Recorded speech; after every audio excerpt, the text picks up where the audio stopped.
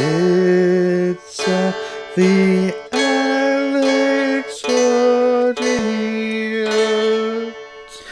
So a couple of weeks ago, I made a video about a book called The Promise of the Child by the writer Tom Toner, which I just started reading at that point. And I said that I would come back once I had finished it and tell you what I thought of it. I'm very glad to say that the book is excellent. Now, full disclosure here, Tom, the author, did contact me directly via Goodreads and asked me if I would read his book, and gave me a free copy via NetGalley. So I was more than happy to give it a go. And I'm very, very pleased to say it's extremely good. It reminds me of some of the more peculiar works of Ian Banks, along with some of the world building of people like Alistair Reynolds or China Miéville. It kind of imagined China Miéville when he wrote Embassy Town, not completely fucking it up like he did with that book. The Promise of the Child is part one of a series of books. It's set on Earth and on other planets around 12,000 years in the future. Some people in this world are immortals who have existed since, I'm guessing, around our time, or maybe a little bit later. And others are very different species of humans, as humanity's kind of branched off and changed a great deal. And the main character, there's two. There's Satyrus, I'm probably mispronouncing that, who is one of the immortals. He keeps on having dreams about his sister back in what would, I'm assuming, be similar to our time. And there's a whole political intrigue thing with that. I don't want to spoil anything for you. And then there's Lacaste, who is a character called Amelius, who's another form of human living in what I'm assuming is an area similar to the Mediterranean now. And we really see most of the story through Lacaste's eyes. And he's kind of perpetually baffled, which is a really nice way.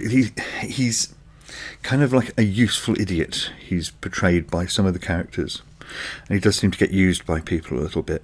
He's supposedly extremely handsome, but he sort of bumbles his way through event after event, not really fully understanding the implications of what he's doing. He doesn't seem to get what he's doing at all, which is great because he acts almost, to my mind, like a stand-in for the reader. He's being taken through this world that, without any explanation as to what it is, he's seeing things he's never seen before, and he doesn't have anything explaining it to him. And in the same way, we don't have 12,000 years worth of history laid out by the author for us. We're just dumped into this world, and we just have to work it out for ourselves. And I really like that in books. I like it when authors will allow the reader some degree of intelligence, and assuming that they're able to catch up and see what's going on with things and to get on top of it quickly. I liked the interplay between the various different species of humans.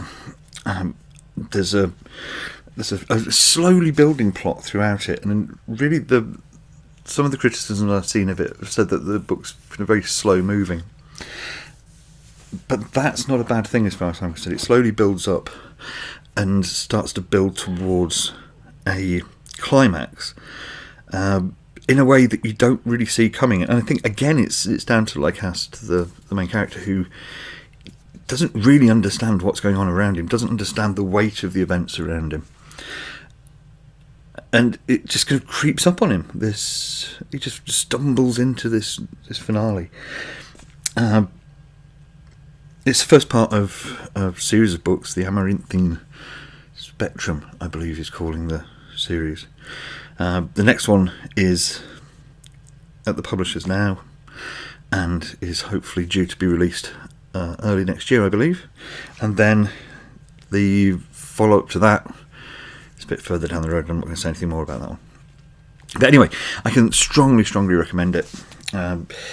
definitely read it if you like the more peculiar side of Ian Banks's more kind of esoteric ways of describing worlds. If you like sci-fi that's willing to plonk you down in the middle of a world and let you work it out for yourself, then this is for you. It's also funny in places, exciting in places, and really nicely written, I think. Anyway, yeah, that's The Promise of the Child. There's going to be links below where you can buy it from on Amazon. And yeah, that's all now. So bye, bye, bye, bye.